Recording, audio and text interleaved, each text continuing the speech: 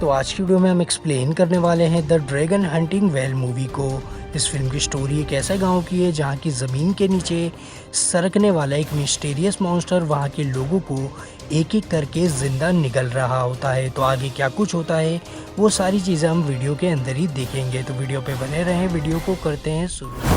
Film start होती है और हम देखते हैं कि जंगल में दो आदमी ज़मीन के नीचे सरकने वाले किसी मिस्टीरियस मॉन्स्टर से डर कर भाग रहे होते हैं कि अचानक ही वो मॉन्स्टर ज़मीन से बाहर आता है और एक आदमी को अपने जबड़ों में जकड़कर ज़मीन के नीचे खींच कर ले जाता है।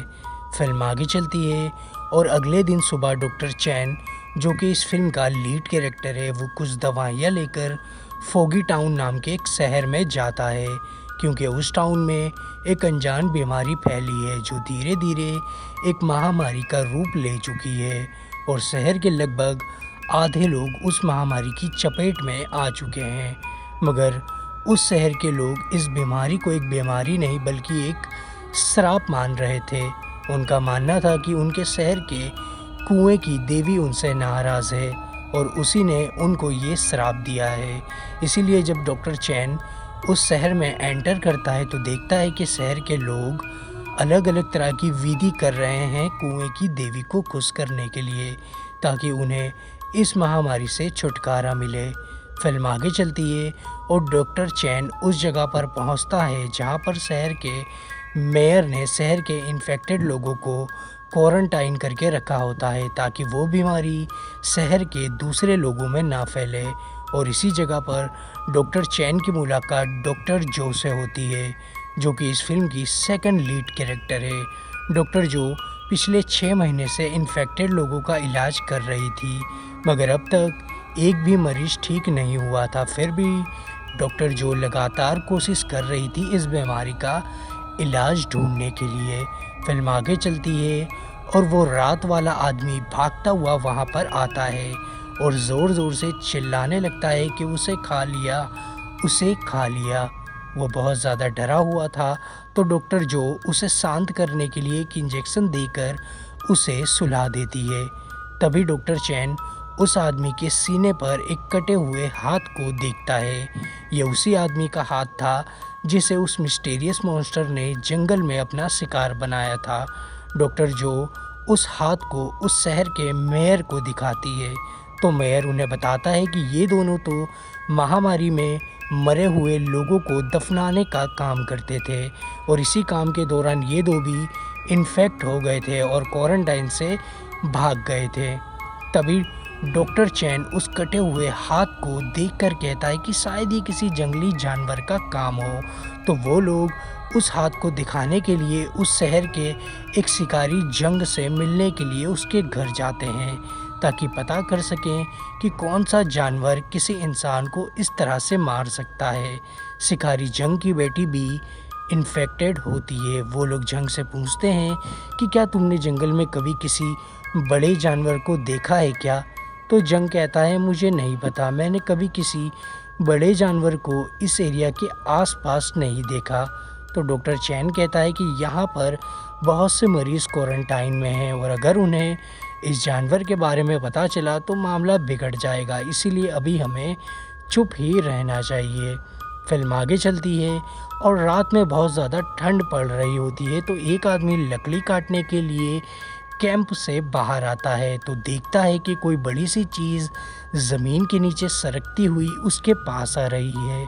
वो आदमी डर के भागने लगता है कि वो जानवर ज़मीन से बाहर आकर उसे खा लेता है और इसी शोर शराबे में बाकी के लोग भी कैंप से बाहर आते हैं और उस मॉन्स्टर पे गोलियां चलाना शुरू कर देते हैं। मगर वो जानवर ज़मीन के नीचे सरकते हुए एक के बाद एक लोगों को अपना शिकार बना रहा होता है। बहुत से लोगों को खाने के बाद वो मॉन्स्टर वहाँ से चला जाता है और इसी हादसे के बाद सारे लोग बहुत ज़्यादा डर जाते हैं। वो वापस शहर जाने का फैसला करते हैं, मगर जब वो लोग वापस शहर जाते हैं तो शहर का मेयर उन्हें अंदर जाने नहीं देता। वो कहता है कि तुम सब अगर शहर में आए तो शहर के बाकी लोग भी इन्फेक्ट हो जाएंगे। और इसी बीच उस जगह पर उस शहर का तांत्रिक भी मौजूद होता है। वो भी उन सबको शहर के अंदर आने से रोकता है। वो कहता है कि तुम सभी श्रापित हो, कुएं की देवी तुमसे नाराज़ है, इसीलिए उसने तुम सबको ये श्राप दिया है। डॉक्टर चैन उससे कहता है कि ये कोई श्राप वराप नहीं है, बल्कि ये एक बीमारी है। मगर गांव के लोग डॉक्टर चैन की इस बात से इनकार करते हैं। उनके बीच बहस चली रही होती है कि ज़मीन के नीचे सरकने वाला वो मॉन्स्टर वहाँ भी आ जाता है और सबसे पहले वो तांत्रिक को निगल जाता है और उसके बाद वो मॉन्स्टर एक के बाद एक शहर के लोगों को निगलने लगता है। उस मॉन्स्टर को देखकर शहर के लोग बहुत ज़्यादा डर जाते हैं और इधर उधर भागने लगते हैं। और इसी हमले के बीच डॉक्टर चैन एक बहुत ही अजीब बात को देखता है। वो देखता है कि जिस तरफ लोग भाग रहे हैं मॉन्स्टर उसी तरफ जा रहा है, और जो लोग डर के मारे एक ही जगह पर खड़े हैं वो मॉन्स्टर उनकी तरफ नहीं जा रहा है और उन्हें ना ही अपना शिकार बना रहा है। डॉक्टर चैन समझ जाता है कि ये मॉन्स्टर देख और सुन नहीं सकता, वो सिर्फ ज़मीन पर होने वाली हलचल को ही महसूस कर सकता है, और जिस तरफ हलचल होती है वो मॉन्स्टर उसी तरफ जाता है और वहाँ के लोगों को अपना शिकार बनाता है। तो डॉक्टर चैन सबको चिल्लाकर कहता है कि कोई नहीं हिलेगा, सब एक ही जगह पर चुपचाप खड़े रहो। तो सब लोग चुपचाप एक ही जगह पर खड़े हो जाते हैं और ज़मीन पर कोई हलचल नहीं होती, तो वो मॉन्स्टर वहाँ से चला जाता है। मॉन्स्टर के वहाँ से जाने के बाद डॉक्टर चैन कहता है कि अब ये जगह भी सुरक्षित नहीं है, हमें यहाँ से तुरंत निकल जाना चाहिए। तो सारे लोग भागकर नदी के किनारे पहुँचते हैं नाव में बैठने के लिए, मगर शहर का मेयर बीमार लोगों को नाव पे चढ़ने नहीं देता। वो कहता है कि इन सारे लोगों को कुएं की देवी ने श्राप दिया है और हम श्राप को अपने साथ लेकर नहीं जा सकते। डॉक्टर चैन कहता है कि ये कोई श्राप नहीं बल्कि एक बीमारी है और इनका इलाज हो सकता है, इसलिए बीमार लोगों को भी नाव पर चढ़ने दो। मगर मेयर डॉक्टर चैन की इस बात से इनकार करता है। उनकी बहस चली रही होती है कि वो मॉन्स्टर पानी में सरकता हुआ वहाँ पर आ जाता है और नाव पर हमला कर देता है और नाव पलट जाती है और गांव के सारे लोग वहीं पर फंस जाते हैं, क्योंकि नाव टूट चुकी थी, बाहर वो लोग जा नहीं सकते और शहर के अंदर कोई भी जगह महफूज नहीं है। तो डॉक्टर चैन कहता है कि अब हमें कोई ऐसी जगह पर जाना होगा जहाँ की फर्श मजबूत हो।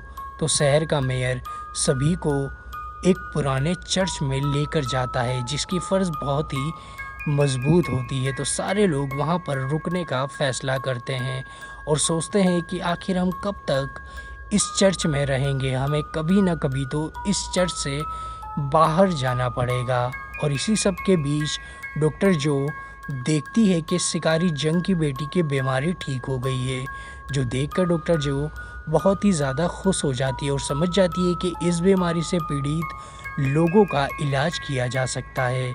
वो सबको बताने का सोच ही रही होती है कि चर्च का एक हिस्सा जहाँ की फर्श लकड़ी की बनी होती है, वहाँ से वो मॉन्स्टर चर्च के अंदर आ जाता है और सारे लोग इधर उधर भागने लगते हैं। डॉक्टर चैन सबसे कहता है कि कहीं मत भागो, बस एक जगह पर खड़े रहो। तो सब लोग एक जगह पर खड़े हो जाते हैं, मगर दो लोग उस मॉन्स्टर का ध्यान भटकाने के लिए भागने लगते हैं ताकि बाकी सारे लोग चर्च से बाहर निकल जाएं। मगर अफरा तफरी में वो मॉन्स्टर बहुत से लोगों को मारकर उन्हें निकल जाता है और बाकी बचे लोग बहुत ही मुश्किल से चर्च की खिड़की से बाहर तो आ जाते हैं, मगर सारे लोग बहुत ज़्यादा डरे हुए होते हैं क्योंकि टाउन के बाहर तो वो लोग जा नहीं सकते और टाउन में अब कोई सुरक्षित जगह नहीं बची। तभी उन लोगों में से एक आदमी सबसे कहता है कि बाहर जाने का एक रास्ता है, एक गुफा।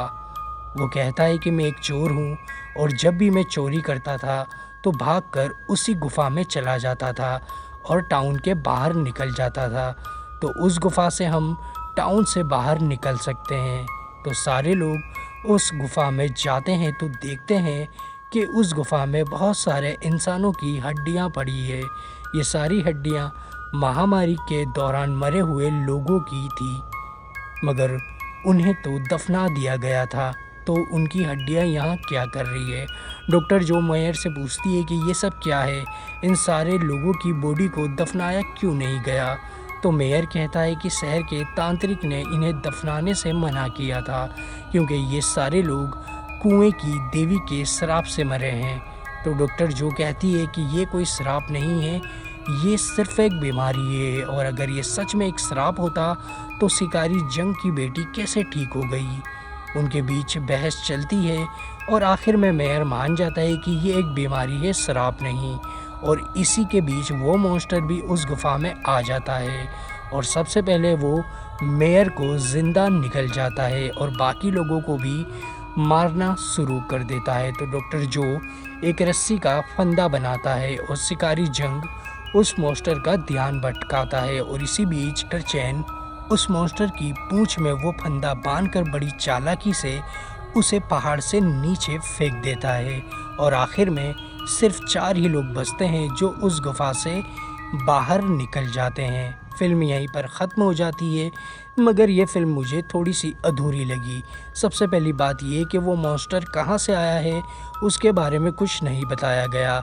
दूसरी बात कि यहाँ पर मुझे लग रहा था कि महामारी की वजह ज़रूर मॉन्स्टर होगा, यानी कि महामारी और मॉन्स्टर के बीच में ज़रूर कोई ना कोई कनेक्शन होगा, मगर आखिर तक इस चीज़ को क्लियर नहीं किया गया। ये जो है फिल्म के 2 डिसअपॉइंट थे। तो अगर वीडियो आपको पसंद आई हो तो वीडियो को लाइक करके अपने फ्रेंड में शेयर ज़रूर करें।